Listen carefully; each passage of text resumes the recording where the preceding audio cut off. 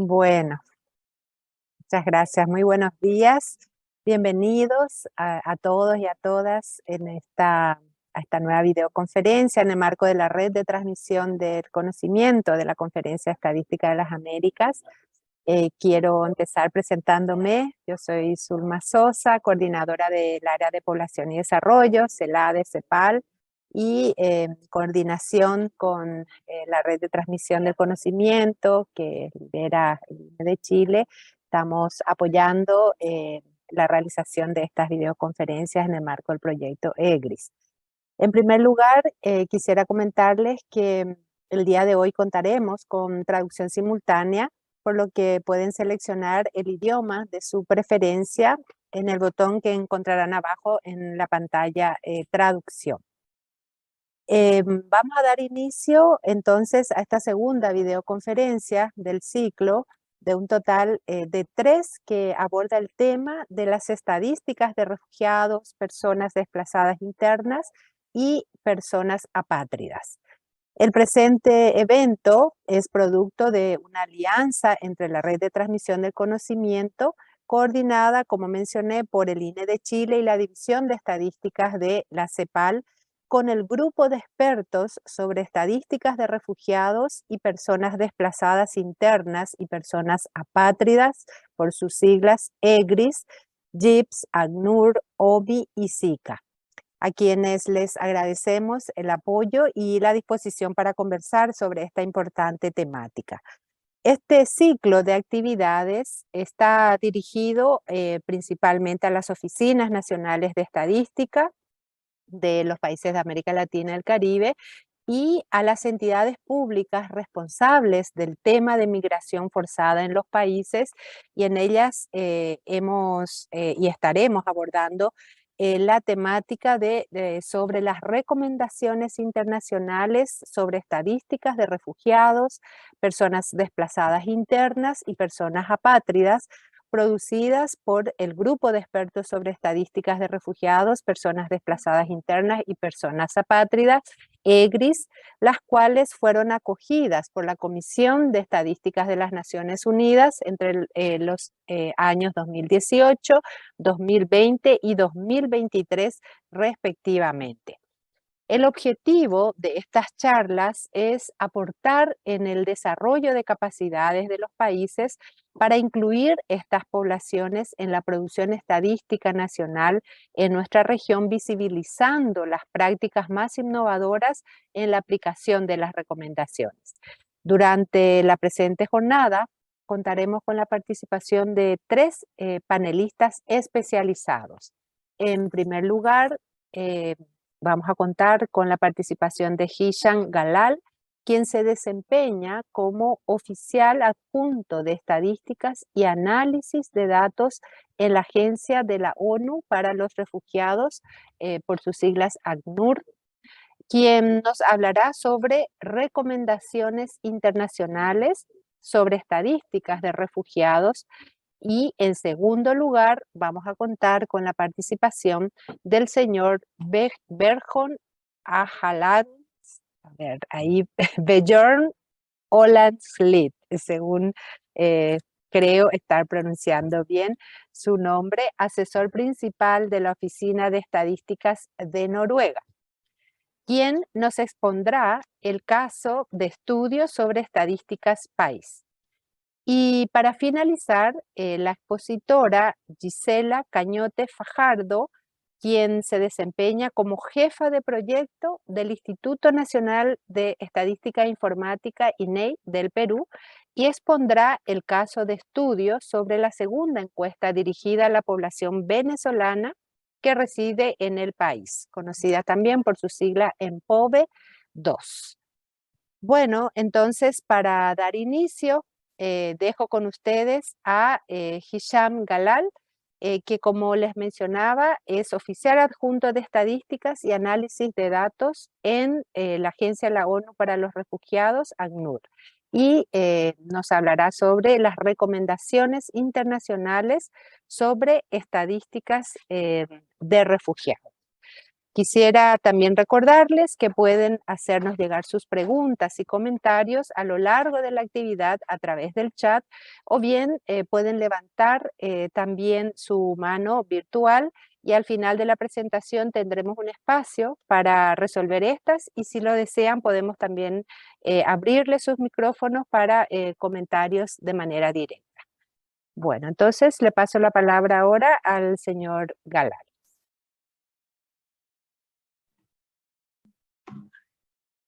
Thank you very much, Soma. And good morning, good afternoon, and good evening, everyone, wherever you are. I'm Hisham Galal, Associate Statistics and Data Analysis Officer with the UN Refugee Agency, ACNUR, or UNHCR in English. Allow me to share my presentation before we start. I promise we'll try to be brief so we don't go too much into the details, but we'd like to give you a brief overview of the key highlights of the international recommendations adopted by the expert group on refugees, internally displaced persons, and statelessness statistics. I believe my colleagues have already covered the introduction to the expert group and its functions and activities over the years, so I'm not going to repeat that here. But maybe we can start by explaining the significance of the issue of forced displacement, and particularly displacement across borders and refugee populations globally. On June 20th, every day, the UN system celebrates World Refugee Day, which was just last week, where we released the updated global figures on forced displacement across different populations. And by the end of 2022, according to the most recently available data, there are over 40 million persons displaced from their countries in other countries. And this does not include all the others who have been internally displaced, which will be the issue or the subject of discussion in the next webinar. The theme of refugee statistics is of particular interest to the Americas region, because as you could see here, within the Americas, we have 4 countries that are among the top 10 destinations for asylum seekers, people who have been displaced from their countries and are seeking safety and refuge or protection in other countries. 4 of the top 10 countries globally that have received new asylum applications in 2022 are in our region, while at the same time, 5 countries of origin are also from our region, meaning countries where the people have come from, those who have sought refuge abroad. Based on the data available, approximately 70% of all people who are forcibly displaced from their countries stay within neighboring countries and regions. They do not go far. And as a result, this creates a lot of intra-regional movements, which are, which can only be addressed with the availability of data and national policies that speak to the issue within the region and not beyond. So a brief reminder for the colleagues in this last webinar who do not have the information fresh off the top of their minds. The international recommendations on refugee statistics were adopted by the Statistical Commission back in 2018. Providing for the first time an international framework or frame of reference for the production of statistics on these populations. In particular, what it provides is a statistical framework, including clear terminology definitions, as well as classifications of the related populations and where and how they should be reported. It also includes suggested tabulations and indicators for both population flows and stocks, as well as socioeconomic indicators of integration and the end of displacement, as we like to call it. It also includes an assessment of the feasibility of producing data on forcibly displaced and stateless persons within from different sources, including censuses, surveys, administrative registries. And we have the colleagues here with us today to present on 2 of those sources, particularly surveys as well as administrative registries. They will be following after the presentation. It also includes some indicators that are recommended for disaggregation by forced displacement status. We'll touch on that later in the presentation, as well as some recommendations for improving the coordination of the production of these statistics at the regional, national, and international level. For this presentation, I would like to focus a bit more on clarifying who falls within the scope of these recommendations. So the total population that are addressed by the IRRS are actually 3 subgroups. The first one of which is what we refer to in general terms as refugees. These are people who currently require international protection needs. And just to clarify what the term require international protection needs means, when a person crosses a border, they may fall into one of 2 groups. There are those who cross the border with the intention of improving their living conditions. These are voluntary movements. But then we also have people who are forcibly displaced from their homes, meaning they have been forced or obliged to abandon their home and to seek safety and security in another country. The people falling under this other group fall under a special international legal regime, which is the refugee protection regime, where they are protected by international law and relevant regional conventions, national laws, etc., from being forcibly returned to the country that they had left. And as such, they come with different needs from those who have come from their country looking to improve their own lives and socioeconomic conditions. And we need to be able to understand who falls within which category within the overall statistical framework to be able to analyze the specific needs of this particular group as distinct from the general overall migrant population. Within this population, we have 4 different subgroups. So in terms of process, when a person crosses a border, they don't just get to stay in the country. They have to seek asylum, meaning to formalize their status. They have to approach a national refugee status determination authority and apply, seeking recognition of their status as a refugee.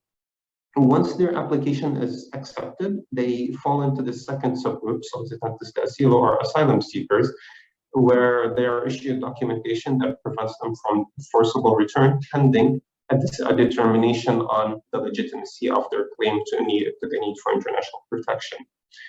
Some people, when they try to seek asylum, they are not able to because the national system's capacity is quite limited and constrained, that even though they desire to seek asylum formally, and they are unable because of the institutional barriers, either because the refugee authority does not maintain a sizable presence, or they simply have processing capacity limitations that prevent them from accepting additional asylum applications, which is something that we actually see in our region here. In that case, the person falls into the first subcategory, which is potential asylum seekers, people who have an interest but are not currently able to seek asylum. Once a decision is made on the person's case, they move into this third subcategory, which is persons who have a determined international protection need. And depending on the national legislation, and this can take a bit long to explain, so I'm not going to go into the details, but a person may be recognized as a refugee and issued relevant documentation based on one of 3 statuses. So, for example, they may be issued recognition as a refugee under the International Convention. They may be issued what we call temporary protected status, or they may be issued a complementary form of protection, which is equivalent to refugee status, but not exactly the same.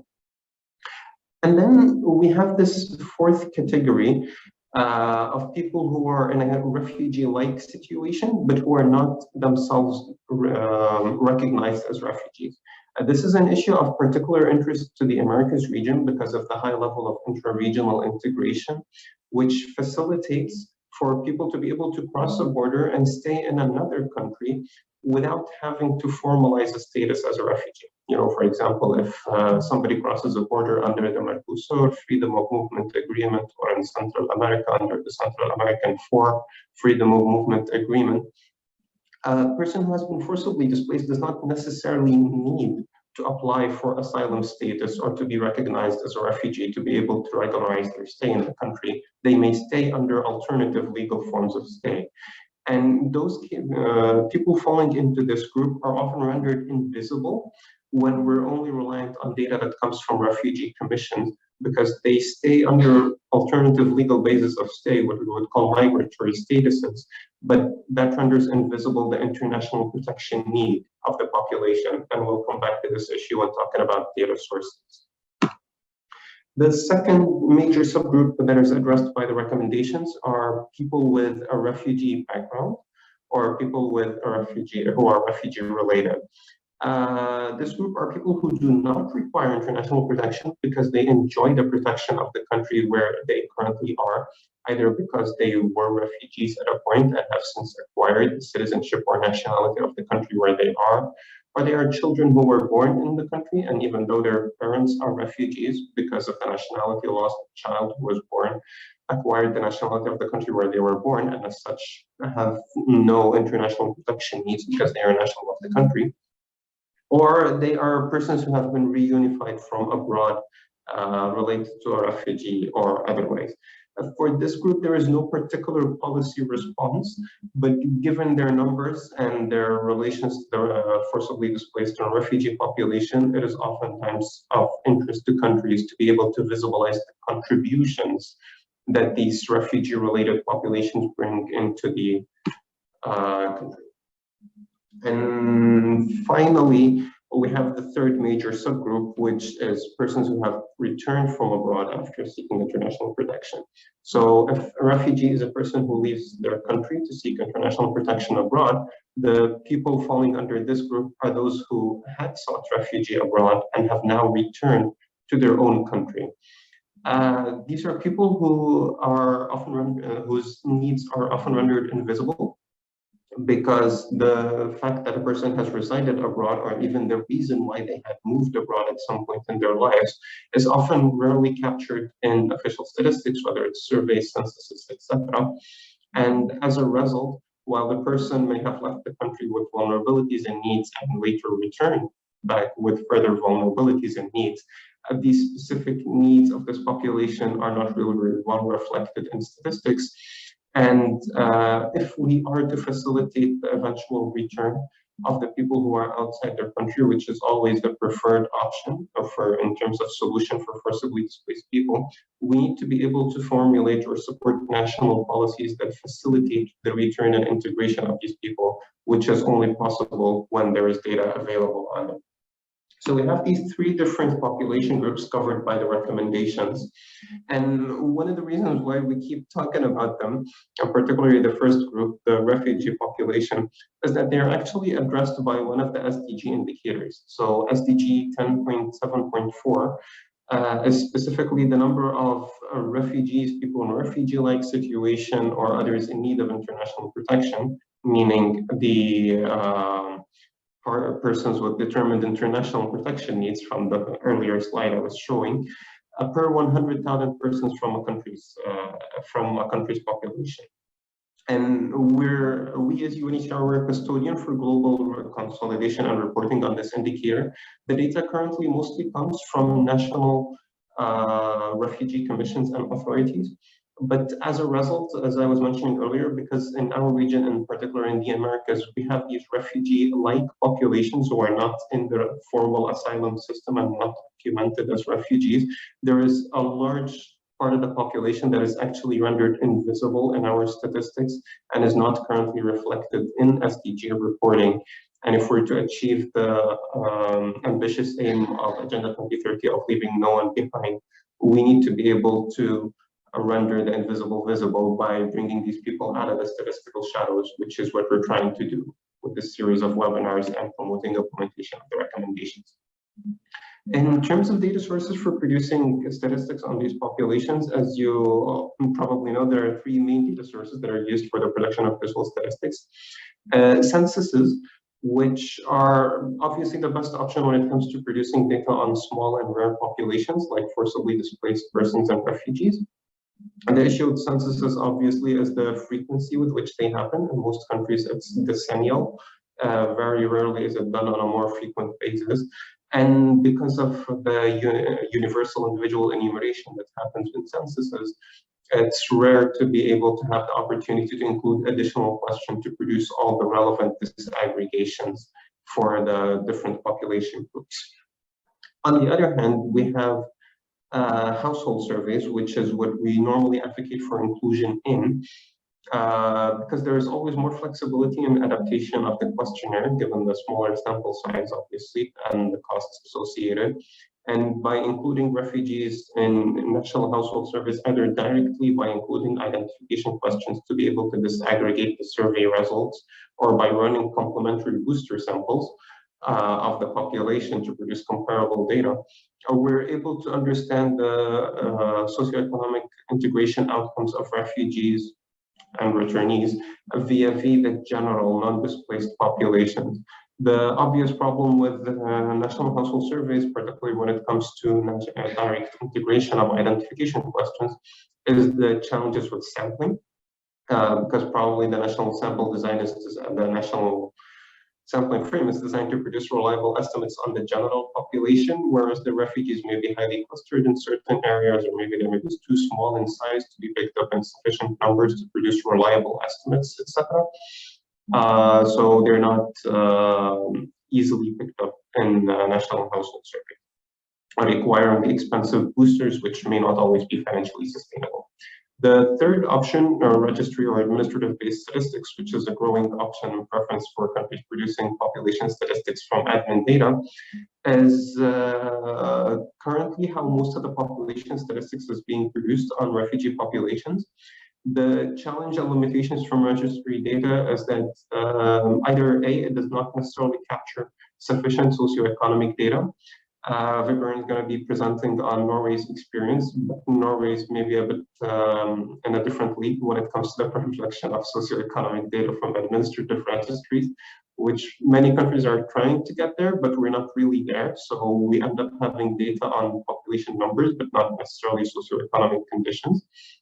And the other limitation of registries, just as mentioned earlier, is the alternative legal stay arrangements. So if a person is forcibly displaced from their country, they go to another country, but they have an option to stay outside the asylum system by applying for any other migratory status, or even staying under a freedom of movement agreement where they don't need to regularize their status. They can simply walk around with their passport. We wouldn't be able to capture these refugee-like populations from administrative data directly. So there are different pros and cons of those sources. Quickly, and I'm not going to go into the details of the different classificatory variables. Obviously, we have citizenship, because a refugee is a person who is outside their country and in need of international protection. In many countries in our region, we see that where national statistical offices are using place of birth as a proxy for citizenship, which is great, but not necessarily for refugee populations, because we also know that we have high naturalization rates. And it often happens in the data that we're confusing people who have already been naturalized and are currently citizens of the country where they are with the foreign-born population who would appear in statistics as being foreigners or migrants. The variable on residence abroad is key to be able to identify persons who are returnees, the third major subpopulation group we were talking about, the reason for migration, which is one of the variables that can be used to identify forcibly displaced persons. But we also like to advocate or promote the inclusion of direct questions about the experience of forced displacement, and with the reason being that the reason for migration variable, as currently formulated in the international recommendations on migration statistics, asks about the reason a person went to the current place of residence, but not the reason they had left their original place of residence, which creates some invisibility for these populations, because a refugee may be forcibly displaced from their country, but the destination where they go is chosen because they have family connections there, or because they have, you know, better opportunities, better contacts, better support services, etc. So asking only about the reason for migration results in an undercount of the magnitude of this population, as opposed to asking directly about the experience of forced displacement. And finally, in household surveys, obviously a question on documentation can be used to produce to identify persons with refugee or asylum seeker documents directly, but this only works when the number of persons who are documented with these statuses is high enough. And as you could see, none of those variables, with the exception of the one in experience of forced displacement, is unique to the refugee population. They are of relevance to multiple statistical topics, from international migration statistics to the UN legal identity agenda, which is addressed by documentation and citizenship. So the added data collection burden is not really that high for national statistical offices to be able to include the relevant identification questions, and the return is well worth the investment. In terms of socioeconomic indicators, in addition to wanting to produce comparable data on refugee populations and their gender and the general population hosting them, the IRRS and EBRIS in general has a list of 12 prioritized SDG indicators that are recommended for disaggregation by forced displacement status, meaning whenever the government is correcting the data for this indicator, they should also try to make it available for disaggregation by refugees, just like it's available for disaggregated by age, gender, location, and for other vulnerable groups. We constantly advocate for the disaggregation of national data on monetary poverty, multidimensional poverty, and living conditions by refugee status to facilitate the inclusion of refugees in the same national policies that are meant to address those issues, which is part of the broader promise of Agenda 2030 and leaving no one behind. And by having data on these populations, it's a crucial stepping stone to be able to include them into development cooperation, national development plans, and similar instruments that address the needs of people sharing similar vulnerabilities from the general population. And finally, beyond the narrow focus on material conditions, there is also growing interest, as you know, globally on subjective well-being, which we're looking into using as a proxy for measuring refugee integration beyond simply reducing the gap in material living conditions, but also in strengthening the sense of belonging and life satisfaction of the refugees within the countries that are receiving them. Thank you very much for listening to the presentation. I know I've gone a bit over time, but hoping you found the content useful, and handing it over back to Zulma. Thank you very much. Muchas gracias, Hisham, por esta interesante presentación y por darnos este panorama, digamos, de las recomendaciones internacionales que son sumamente valiosas y por supuesto van a guiar el trabajo también que estamos esperando desarrollar en nuestra región. Bueno, entonces quisiera ahora pasar la palabra a Gisela Cañote, quien nos dará a conocer los resultados de la segunda encuesta dirigida a la población venezolana residente en Perú. Es que les dejo entonces con Gisela. Gracias, Zulma. Buenos días con todos y con todas.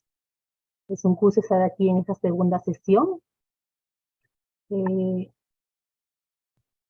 del ciclo de videoconferencias para las recomendaciones internacionales sobre estadística de refugiados y personas desplazadas internas. Y de otro lado, agradecer a los organizadores por la invitación al INEI de Perú para poder exponer sobre nuestra experiencia en el levantamiento de información de la población refugiada en nuestro país. Permítanme empezar con la presentación de la segunda encuesta dirigida a la población refugiada inmigrante de Venezuela residente en el Perú. Vamos a presentar los principales resultados y las lecciones aprendidas en estos levantamientos. Viendo un poco el entorno de la migración en el Perú, según información de la Plataforma de Coordinación Interagencial para Refugiados Inmigrantes de Venezuela, proporcionada por OIM y el Alto Comisionado de las Naciones Unidas para los Refugiados, ACNUR, la migración venezolana en el mundo es aproximadamente estimada en 7.320.000 personas. Y se puede observar que el 83% se encuentra en países de América Latina y el Caribe. Y el 55% se concentra en Colombia, que es el país con mayor población refugiada inmigrante, y le sigue Perú con 1.500.000 personas en nuestro país. Venezolanos residentes en el Perú al 2021, según información de nuestro último Censo de Población y Vivienda 2017, y de la Superintendencia Nacional de Migraciones, que es una entidad adscrita al Ministerio del Interior, que se encarga de ver la migración de nacionales y extranjeros en el país, controla la migración. Podemos observar que se registra la mayor cantidad de población venezolana, el 78%, según departamentos, en Lima Metropolitana. Luego, hasta el departamento de Junín, podemos observar que se concentra el 97% de la población migrante y refugiada de Venezuela en el Perú. Si observamos qué distritos cuentan con la mayor cantidad de población venezolana en Lima Metropolitana, observamos que es en la mayoría de distritos donde se observa que se encuentra la población venezolana. La característica de ellos es que no están concentrados en un lugar, sino que están muy dispersos dentro de nuestro país. Pero sin embargo podemos ver de que en los distritos de San Martín de Porres, Santiago de Surco y Los Olivos son los distritos que concentran la mayor cantidad de población refugiada e inmigrante. Venezolanos residentes en el Perú, según resultados de la encuesta 2022. Realizamos una comparación de la ENPOVE 2018, que reportó 630.715 refugiados inmigrantes venezolanos, y después de 5 años, ¿no?, esta población se incrementó en 1.078.854 personas, registrándose aproximadamente un incremento, una variación porcentual en el volumen de la población, alrededor de un 71%. Asimismo, podemos observar que la población registrada en el año 2022 reportó que mayormente su ingreso se realizó en el 2018, y desde aquí empieza el boom, el crecimiento de la población venezolana que ingresa al Perú. Si vemos los aspectos técnicos de la encuesta, y de acuerdo a los antecedentes, en el Perú, con la finalidad de visibilizar y conocer las características de la población venezolana en relación a sus condiciones de salud, educación, empleo, condición migratoria, discriminación, entre otras variables de interés, se han levantado 2 operativos, uno en el año 2018, donde se entrevistó en las 5 principales ciudades del país, y la segunda se ejecutó en el año 2022 y se realizó en 8 ciudades. El objetivo, pues, de estas encuestas fue visibilizar a la población venezolana, ¿no?, conocer sus características demográficas y socioeconómicas, y poder servir de fuente de información a las instituciones públicas y privadas, organismos de cooperación internacional, para la toma de decisiones sobre asistencia humanitaria, integración y protección de la población refugiada inmigrante de Venezuela en el Perú. La población bajo estudio de esta segunda encuesta fueron las 8 principales ciudades que albergaban la mayor cantidad de viviendas con población venezolana. El periodo de ejecución de este segundo levantamiento fue en los meses de febrero y marzo del 2022. El tipo de encuesta fue una encuesta de derecho o de residentes habituales. El tamaño de la muestra fue muy similar a la del 2018, 3.680 viviendas. El nivel de confianza fue al 95%. ¿Y qué temas hemos investigado en esta segunda encuesta? Se trató de mantener los mismos temas del 2018 para poder hacer las comparaciones correspondientes y ver cómo varió las condiciones de esta población después de 5 años. Se preguntaron sobre características de la vivienda y del hogar, características de los residentes habituales del hogar, situación migratoria de los migrantes, aspectos de salud, aspectos de educación, sobre el empleo, el ingreso de la población refugiada inmigrante, sobre temas de discriminación y género y victimización. Si hablamos un poco sobre el marco muestral utilizado para el levantamiento de esta encuesta, que es uno de los aspectos más importantes para el recojo de la buena información, podemos informar de que para construir el marco del ENPOVE 2022 tuvimos 2 principales insumos. El primero fue el registro de viviendas de la Encuesta Nacional de Mercado Laboral que realiza el INEI a partir del año 2021, y también contamos con los registros administrativos de migraciones. En relación a la Encuesta Nacional de Mercado Laboral, es la encuesta más grande que realiza el Instituto Nacional de Estadística e Informática de Perú en relación al mercado laboral. tiene como fuente o como insumo de su muestra el último Censo de Población y Vivienda 2017. Sin embargo, esta encuesta hace un registro previo para actualizar el marco, ¿no? La actualización cartográfica y el registro de viviendas, tanto en viviendas como en establecimientos. Y en este registro se incluyó una pregunta donde se identificaba si en la vivienda o establecimiento reside alguna persona migrante. Y esto nos sirvió para poder armar el marco de muestreo. Migraciones nos proporcionó información sobre los solicitantes de refugio y solicitantes de la regularización migratoria a diciembre del 2021. Un listado de personas que regularizaban su situación o calidad migratoria a diciembre del 2021 y se realizó una integración de ambos marcos para obtener el marco de muestreo para la selección de la muestra. ¿Qué ciudades de estudio seleccionó la ENPOVE para el levantamiento de la información? Se consideró aquellas ciudades con un alto nivel de viviendas con población venezolana. ¿Esto por qué fue así? Porque se observó se observa una gran movilidad de la población refugiada y migrante de Venezuela de manera permanente, cambian de residencia. Asimismo, se mantuvo las mismas ciudades de estudio de la primera ENPOVE, a excepción de la ciudad de Cusco, que no fue considerada en esta oportunidad por el bajo registro de viviendas de población venezolana.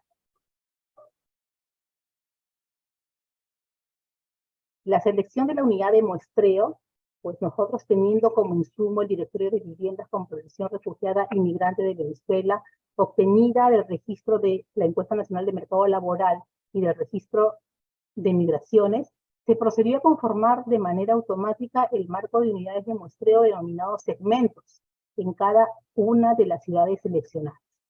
Las viviendas con población refugiada inmigrante de Venezuela tenían un ordenamiento ya en forma de Sempertin en el directorio, lo cual permitió conformar segmentos, ¿no? Cada 5 viviendas conformamos un segmento y los segmentos pasaron a conformar en el marco muestral la única unidad de muestreo en la selección de las viviendas. Para validar los segmentos utilizamos la cartografía digital, evitando de esta manera la dispersión que de antemano ya existe de las viviendas, ¿no?, con población venezolana. El tipo de muestreo fue una muestra probabilística, estratificada e independiente en cada ciudad de estudio, y los niveles de inferencia para dar resultados confiables fue a nivel de total de las ciudades investigadas, a nivel de área metropolitana de Lima y Callao y el resto de ciudades del país. Los principales resultados que obtuvimos en la encuesta fueron los siguientes, ¿no?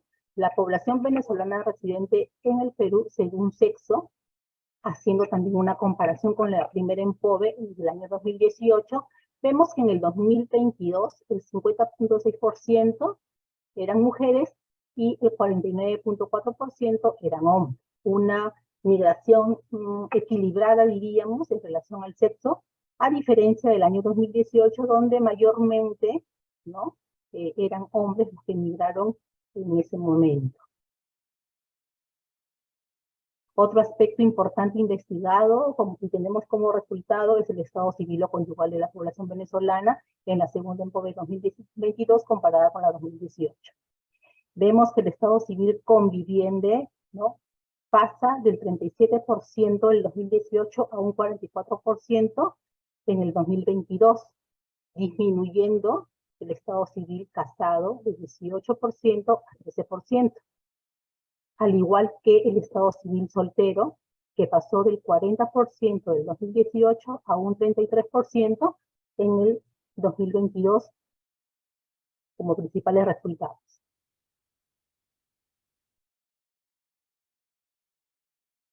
Otro aspecto importante que podemos destacar como resultado y comparándolo con la ENPOVE 2018 es el cambio, ¿no?, en la edad de los grupos, del grupo poblacional de esta población migrante y refugiada. Si bien es cierto, en el 2018 se observa un 16.3% en el grupo de edad de 0 a 14 años, podemos ver que después de 5 años, para el 2022, este grupo de edad ya asciende a un 28%, donde podemos observar de que migraron mayor número de menores o ya se observa una integración entre personas venezolanas y peruanas. Lo que se ha visto es que ya comienzan a conformar familias y por ende incrementa la cantidad de niños en este caso, como estamos observando. Luego, el siguiente grupo de edad de 15 a 49 años, que es la población que está, que es la población en edad productiva, disminuyó en relación al 2018 a 63.8%, principalmente. En lugar de entrada y registro de la población venezolana residente en el Perú, podemos observar de que en el 2022 el 92% de la población informó que ingresó por el puesto de control de Tumbes, que es el mayor porcentaje de población que ingresó por esta frontera, seguida de Lima y Callao por el aeropuerto Jorge Chávez, ¿no? Situación similar presentó el año 2018, donde el ingreso también por Tumbes fue el mayor, con casi un 90%, y Lima y Callao por un 10%. Vemos que también se le preguntó si registraron su entrada en un puesto de control migratorio. En el 2018, el 97.8% registró su entrada, y esta información o este registro disminuyó en el 2022, ¿no? A un 73.9%. Esto explicado porque mayormente en Tumbes, por donde mayormente ingresó la población refugiada inmigrante de Venezuela, es donde existe la mayor informalidad de ingreso al país.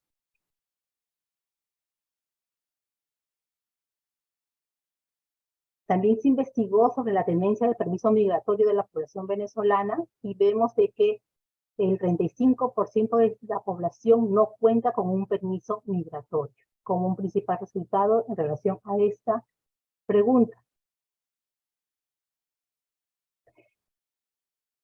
El resultado de la solicitud de refugio de la población venezolana residente en el Perú nos informaron de que sí solicitaron refugio un 25.8% de esta población, ¿no?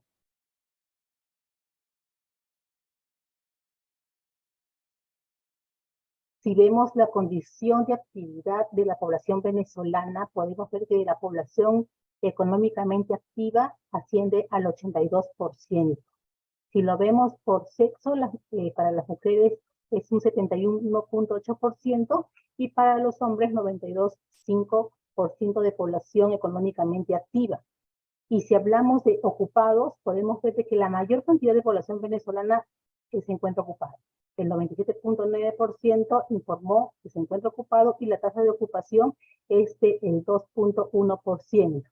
Lo que hemos podido observar aquí es que la población venezolana ve la forma como trabajar y se desempeña en todas las actividades que se realizan en el país y presentan una tasa de desocupación menor a la de la población de Perú.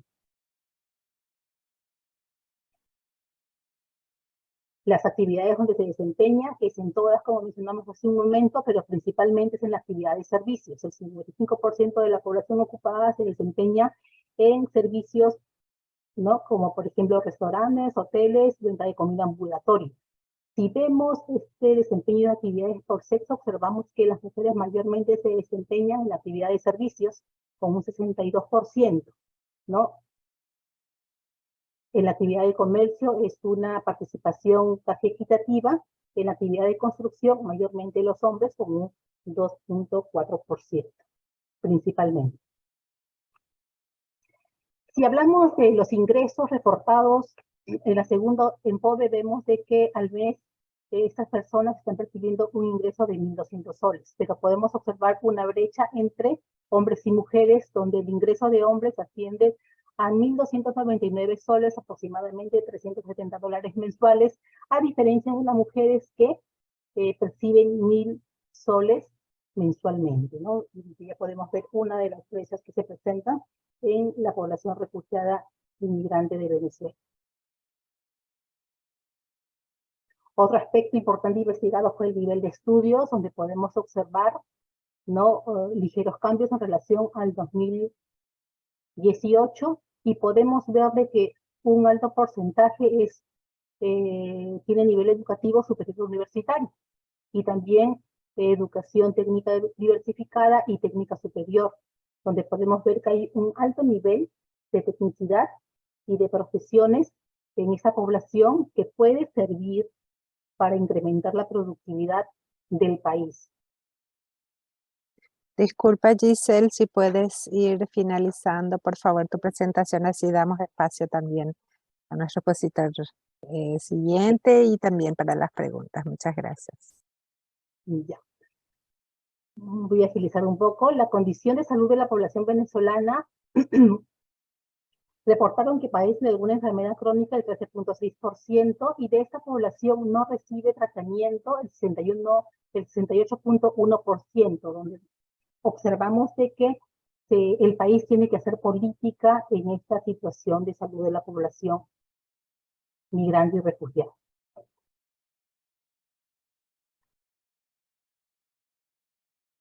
Accede al seguro de salud el 27%, a diferencia del 2018, que fue un 8.5%. En cuanto a las características de la vivienda, podemos ver de que mayormente la población venezolana radica en viviendas alquiladas o rentadas. En cuanto a acceso a servicios básicos, cuentan con agua y desagüe, las viviendas de la población venezolana en un 76.7%, alumbrado 99.6% y acceden al internet el 63.5%. Si hablamos de la discriminación, vemos de que esta en relación al 2018 ha disminuido ligeramente a un 29.6%. Mayormente las mujeres son las que son víctimas de discriminación y los grupos de edades que se concentran mayormente en la actividad laboral, que es entre 30 y 18 años. Los principales motivos de la discriminación es por la nacionalidad. La persona que ejerce mayormente la discriminación es un extraño y el lugar donde se realiza la discriminación es en la calle o en un centro de trabajo. ¿Cuáles son las lecciones aprendidas del EMPOVE 2018 y 2022? Principalmente en relación al marco de muestreo, podemos ver de que actualizar y mejorar el marco de muestreo a utilizar en la encuesta es una de las prioridades que se debe tener en cuenta para la difusión de estos levantamientos. Definir las fuentes de información que serán insumo para el marco muestral, ¿no? Contar con encuestas, registros administrativos, entre otros. La información de los registros administrativos deben estar actualizadas, puesto que las direcciones muchas veces no coinciden con los que se encuentra en campo, o los migrantes suelen dar las direcciones de sus centros de trabajo u otros lugares donde han albergado, o por la alta movilidad de la residencia de estas personas. La validación y el empalme de las fuentes de información. En cuanto a la metodología y capacitación, bueno, capacitar al personal sobre las estrategias para ubicar a las personas venezolanas en el campo, ¿no? En algunos casos, las personas del país no reportan la residencia de inmigrantes en sus viviendas, que es mayormente los alquileres o viviendas de esta población. También capacitar al personal de campo para abordar situaciones difíciles ante la xenofobia que puede sesgar la toma y la calidad de la información. En la operación de campo es contar con la cartografía y listado de viviendas actualizados, el seguimiento permanente de la cobertura y la evaluación permanente de la muestra a fin de plantear o replantear un diseño si es necesario, ¿no? Tan pronto como se detecte un problema en su implementación, se debe procurar asegurar la buena dispersión de la encuesta y de la muestra. Y por último, la discusión de resultados, que se debe prever oportunamente sobre el análisis y divulgación de los resultados a fin de contar con estadísticas oficiales oportunas que permitan conocer y caracterizar a la población refugiada y migrante sobre los temas de su caracterización y visibilización. Eso sería todo lo que podemos informar con relación a la encuesta levantada. Muchas gracias. Muchas gracias a ti, Gisela, por esta excelente presentación sobre los resultados de la EMPOVE, que sin duda es una fuente de información sumamente valiosa para poder caracterizar la inmigración reciente y tan masiva también de población venezolana en Perú. Y bueno, hay muchos datos, muchos indicadores que por supuesto podemos destinarle ahí un análisis bastante exhaustivo, sobre todo tomando en cuenta de que se trata de la segunda encuesta, si es que una fuente de información muy, muy rica sin duda, y también destacar los significativos desafíos en términos metodológicos.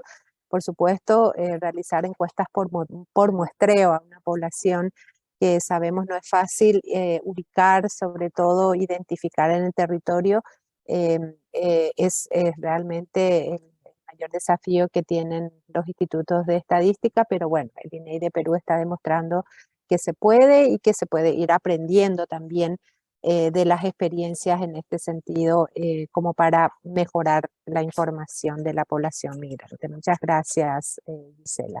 Ya luego vamos a dar el espacio, como mencioné al final de las presentaciones, para que puedan hacer sus preguntas y comentarios. Ya veo que en el chat hay algunas que se están incorporando.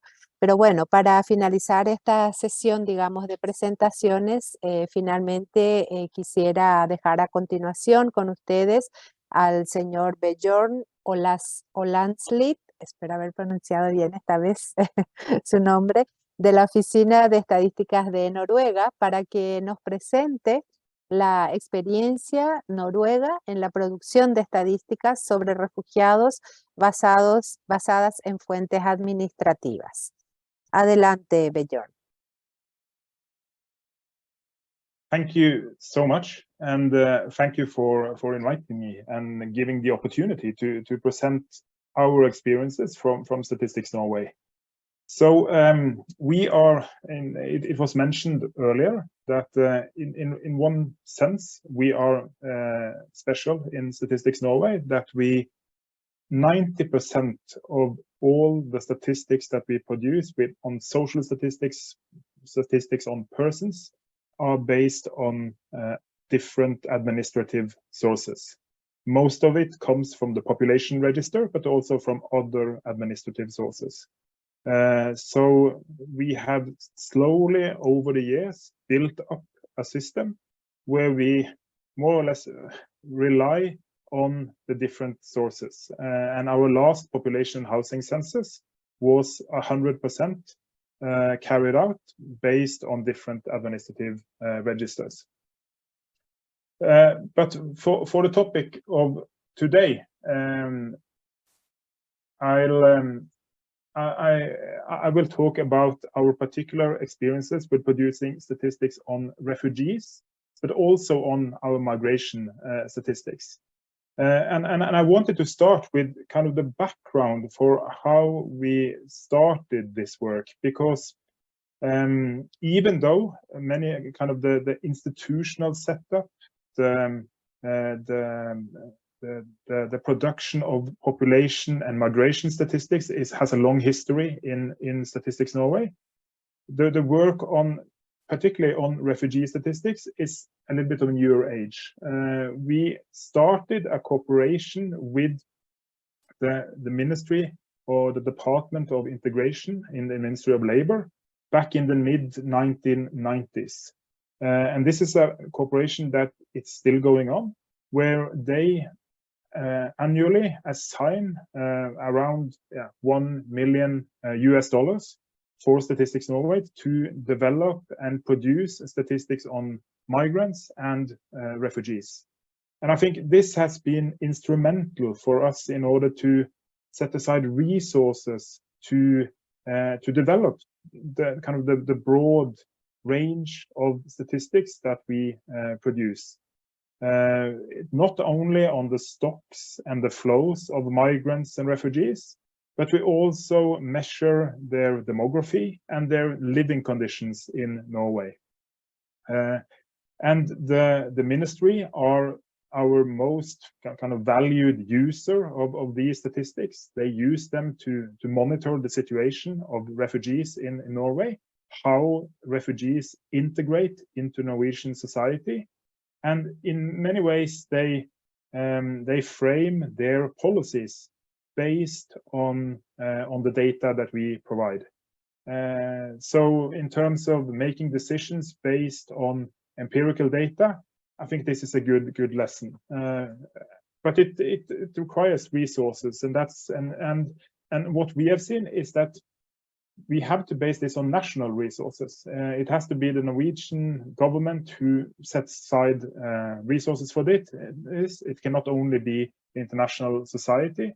So I think that is one thing that I regularly try to emphasize in discussions with other countries.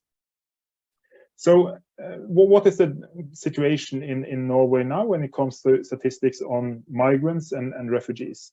We have the same as division of labor as many countries do, that you have on the one side, you have the Directorate of Migration or the Ministry of Justice that produces monthly statistics on asylum seekers, unaccompanied minors, family reunions, annual statistics on resettlement of refugees.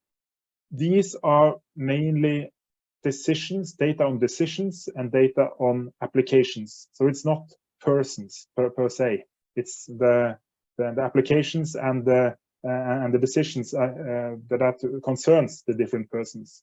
Whereas, whereas Statistics Norway, we produce statistics on persons. And for this particular topic, we produce statistics on persons with a refugee background. I'll come back to more definition, how we define it. And this is a part of the statistics on migrations to Norway. And again, it's also a part of the general Norwegian migration and population statistics. We produce stock data. We have had annual stocks of the persons with refugee background going back to 1998. Based on population register data, we can link this to other data sources.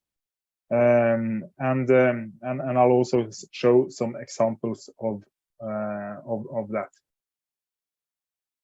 This is a very simple setup of how our system is organized. Our population and migration statistics are based on data from the Central Population Register, up in the yellow circle in the left corner. Statistics Norway receive daily transfers of all the events from the Central Population Register.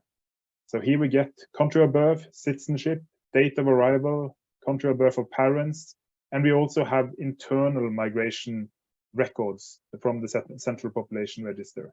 And we get this to our office, and we create kind of a statistical mirror database of the Central Population Register. But as you can see, the information about the reason for migration or refugee status is not included in the Central Population Register. They don't have a need to record this. So this information we have to get from the green circle, from the immigration authorities or the Directorate of Immigration. From the immigration authorities, we get information or detailed information about reason for migration, why a person came to Norway, whether he came as a labor migrant, family migrant, education migrant, or as a refugee. And all this, the system is linked using an 11-digit personal PIN code that is commonly used among all administrative registers in Norway. And based on this, we can produce official population migration statistics on stocks and flows.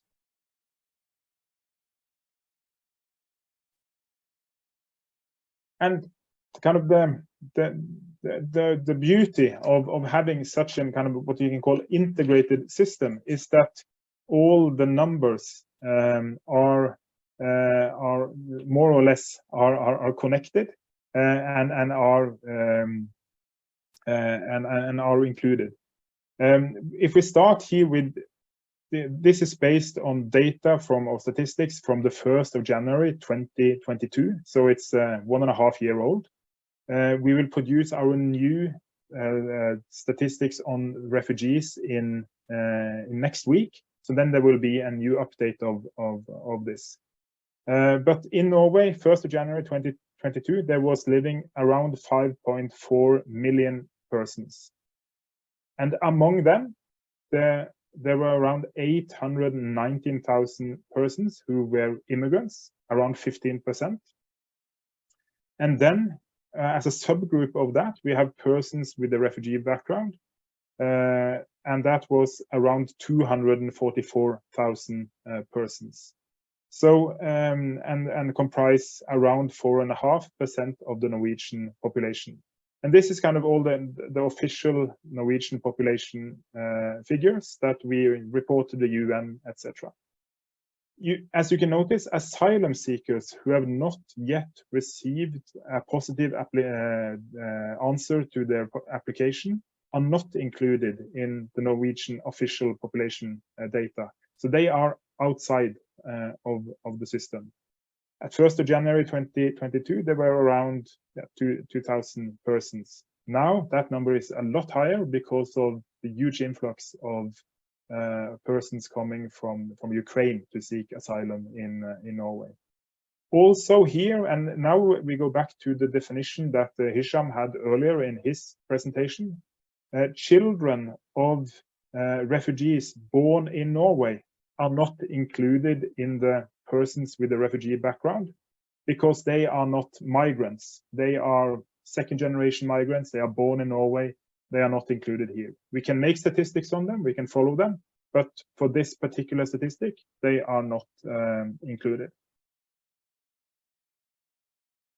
So the stock data then on persons with a refugee background, you can see here. And they are, as I said, an integral part of the population and migrant statistics of Statistics Norway, the official statistics of Norway, and these are then residents of Norway and comply with the Population Registration Act. And you can see different distinctions where we can distinguish with those who are principal applicants and those who have come as family relations to a principal applicant or a refugee.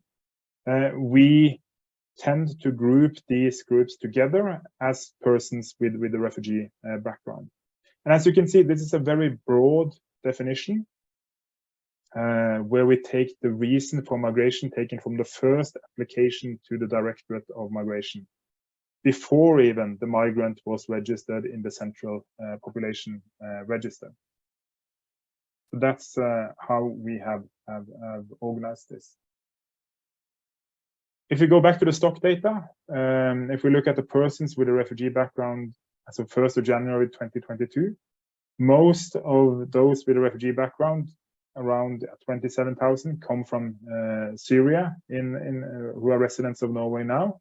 And as you can see, most of those with a refugee background who lives in Norway now, they have background from Africa and from Asia. There are a few exceptions from Bosnia and from Russia, and also a few from around 3,500 who come from Chile. Were mainly asylum seekers who came to Norway in the 1980s. And were later then granted a reason to stay, and are now recorded as persons with a refugee background. So we also kind of follow, by visualizing these statistics, we kind of follow the long trend. Now I spoke now about the stocks of persons with a refugee background. And the reason we want to create this this stock is that we also want to see how do refugees integrate into the Norwegian society.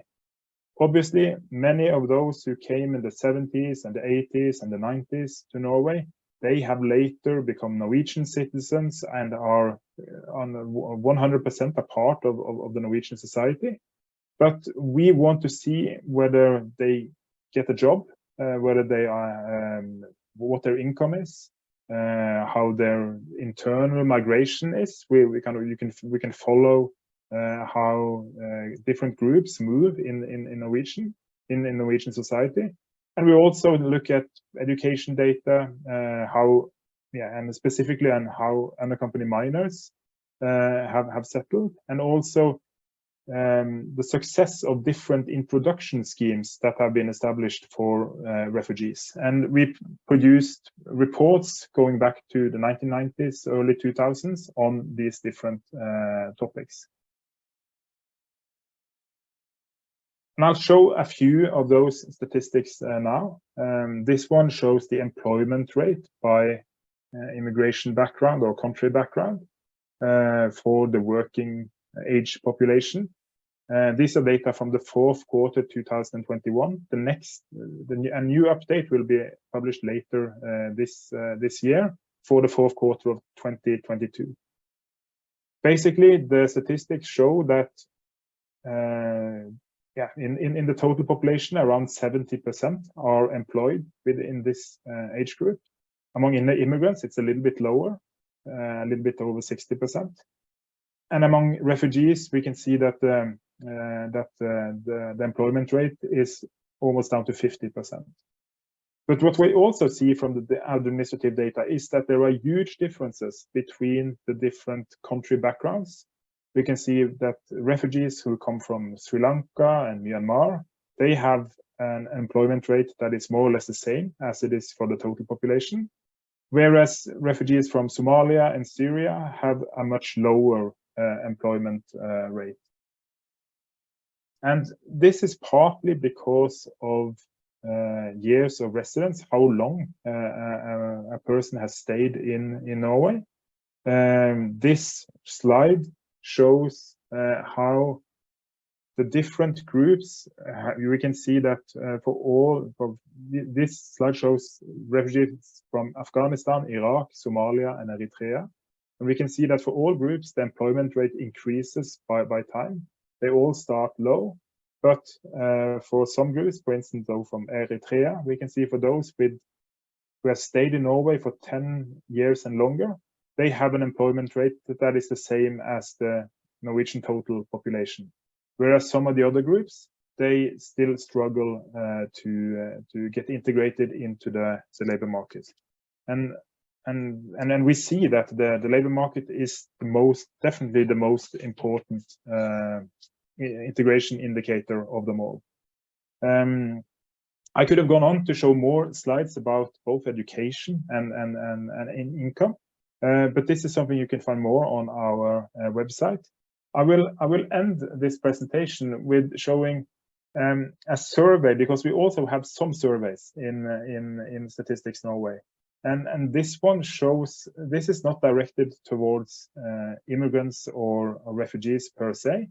This is a survey that goes out to the whole Norwegian population that we have conducted every year going back to 2002, and where we ask the attitudes towards refugees and asylum seekers and whether they should get access or get a residence permit in Norway. And we acknowledge that it can be challenging to integrate refugees into the Norwegian society. And obviously, we want to monitor what is the population's view upon this. And as you can see, it has changed a little bit over time. The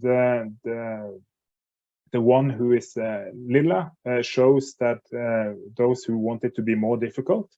In the early 2000s, a majority wanted it to be more difficult for asylum seekers to come to Norway, to get access to or get the residence permit in Norway. Whereas this has decreased over the last years, and the green one, persons who think it should be easier, has increased. And those who feel that it should be more or less as today has also increased. And this is we believe that this is also an important statistic, and that our general statistics on the living conditions of refugees is a part of kind of framing the view of the public and how their attitudes are towards asylum seekers and refugees. And we believe that it's good to publish these numbers and to get a debate about them. Okay, with that, I will finish and say thank you and open for questions. Thank you. Thank you very much. Hola, Slit. Bueno, muy interesante realmente la experiencia también de Instituto de Estadística de Noruega, sin duda.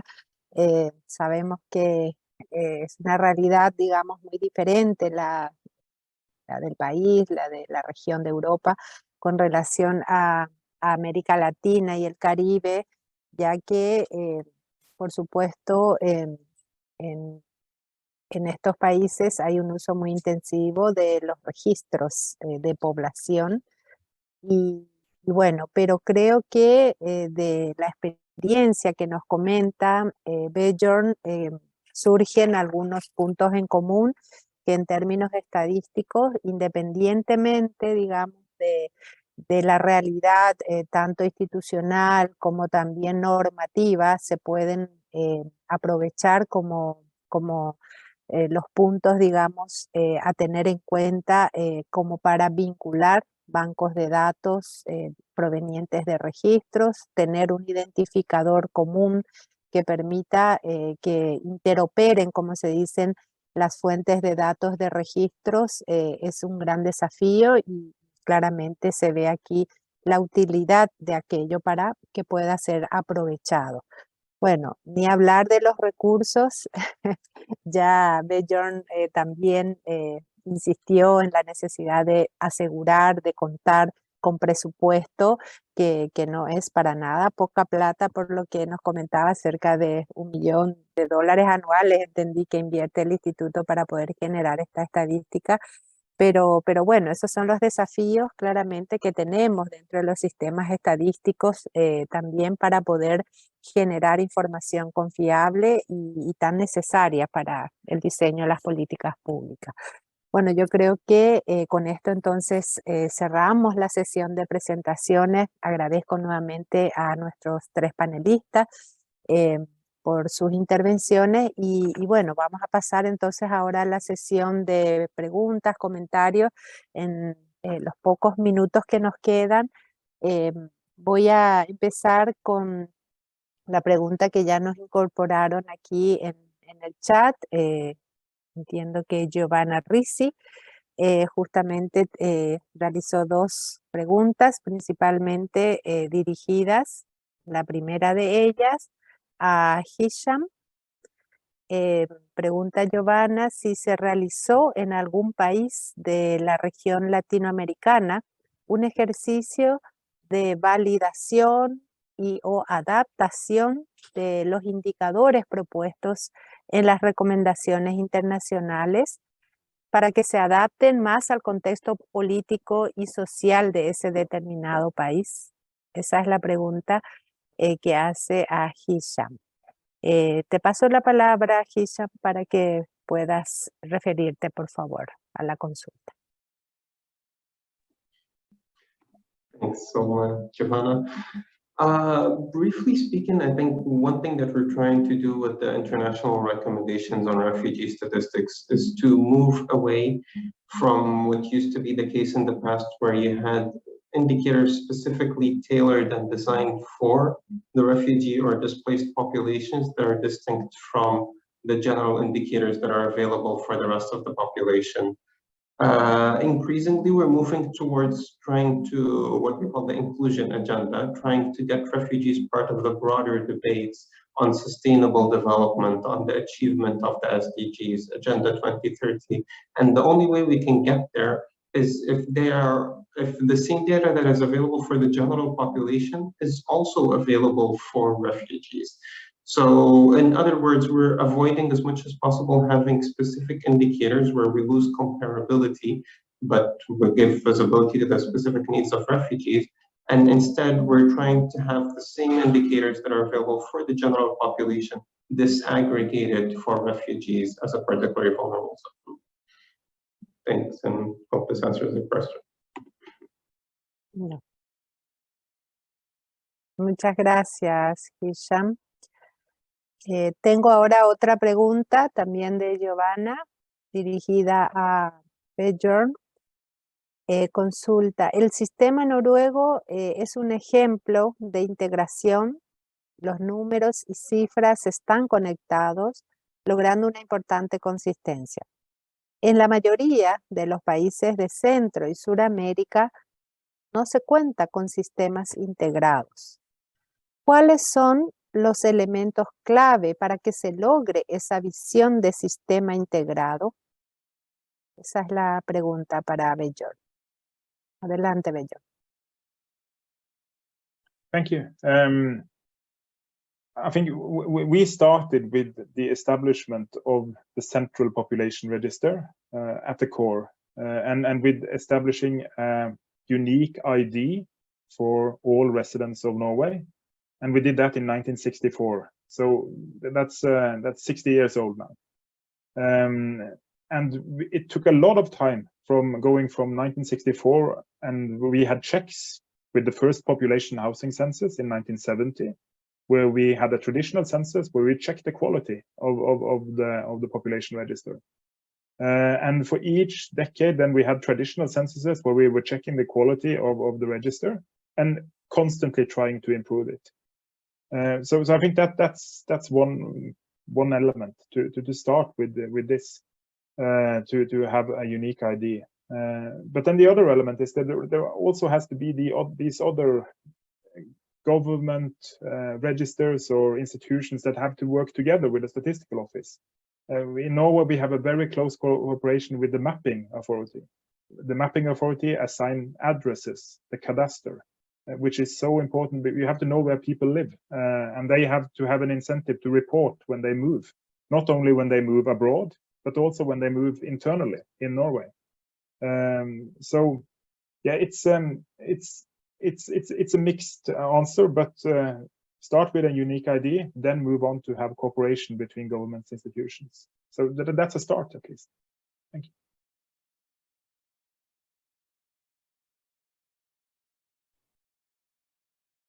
Excelente, Björn, muchísimas gracias. Muy completa realmente la respuesta. Como mencionaba, es una suma de acciones tanto normativas, también sabemos que la Comunidad Europea se maneja bastante en términos estadísticos con las normas que son comunes, pero sí, como mencionaba anteriormente, creo que el empezar con la integración, el empezar con de las fuentes de datos, con las cooperaciones interinstitucionales, este tipo de informaciones claramente no puede ser recogida solamente pensando en un instituto de estadística o solo pensando también en las instituciones de registros, digamos, de poblaciones migrantes, sino que requiere de del trabajo interinstitucional. Y bueno, no veo más preguntas acá en el chat, pero yo sí quería aprovechar para hacerle una pregunta a Gisela, sobre todo tomando en consideración esa última lámina que también nos compartió Björn en términos de las percepciones de la población y el nivel, digamos, de respuesta que se tiene en la encuesta, en el caso de la EMPOVE, pensando en aquellas poblaciones que sabemos en muchos de los casos, las poblaciones inmigrantes venezolanas, en este caso que abarca la encuesta en Perú, se trata de poblaciones que no están, digamos, en una situación de regularización migratoria. ¿Y cuál ha sido la respuesta de las personas entrevistadas en términos, por ejemplo, del temor a no querer dar la información por si pueda ser utilizada para otros fines, ¿verdad? Como por ejemplo el tratar de que dejen el país al no estar en situación regular. ¿Cuál ha sido el nivel de respuesta que han tenido ustedes de las personas entrevistadas, Gisela?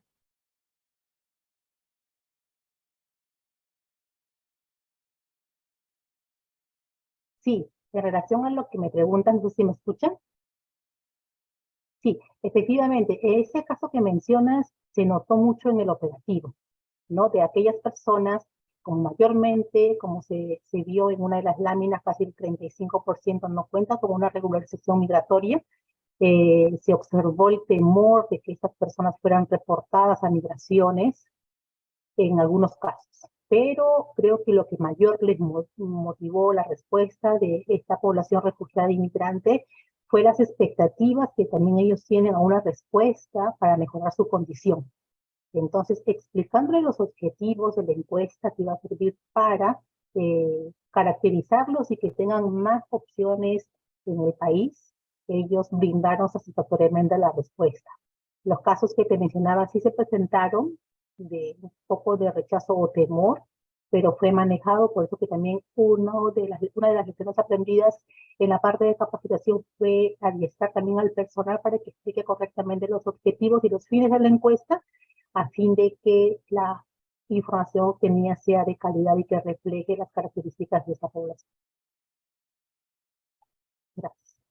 Muchas gracias, sí, muy importante, digamos, la motivación que puedan tener, que también coincide con parte de lo que nos mencionaba Björn, ¿verdad? La población entrevistada en términos de el tipo de apoyo, asistencia que pueda recibir.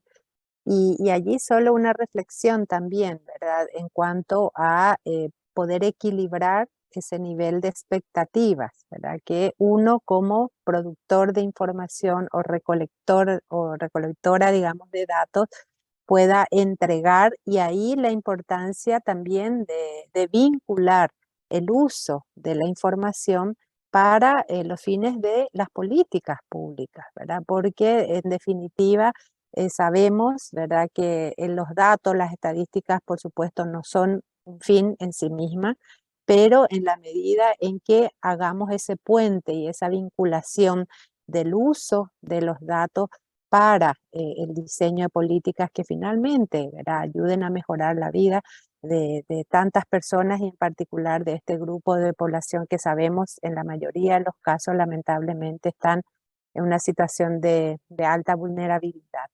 Así es que, bueno, yo creo que con estas reflexiones y faltando ya un minuto para culminar nuestra videoconferencia, quisiera finalizar, ya no veo preguntas tampoco en el chat, y agradeciendo su participación el día de hoy a todas, a todos. Queremos dejarles invitados a la tercera videoconferencia de este ciclo, que va a realizarse el jueves 20 de julio, en la que estaremos presentando la tercera y última videoconferencia de este ciclo de recomendaciones internacionales sobre estadísticas de refugiados. Prontamente también les estará llegando a sus correos electrónicos la invitación, y les recordamos que todas las videoconferencias y presentaciones se encuentran disponibles en la página web de la Red de Transmisión del Conocimiento, que incluso se ha colocado ya en el chat. Y además, en caso de que requieran el envío de invitaciones y de tener consultas respecto al trabajo de esta red, pueden escribir al correo rtc@ine.gov.cl. Muchísimas gracias a todos y a todas por su participación, y nos vemos entonces el 20 de julio. Hasta luego. Muchas gracias, Zulma. Muchas gracias, Giselle. Thank you very much, Lizama and Björn, for being with us today. Muchas gracias a todos. Gracias. Hasta luego. Bye.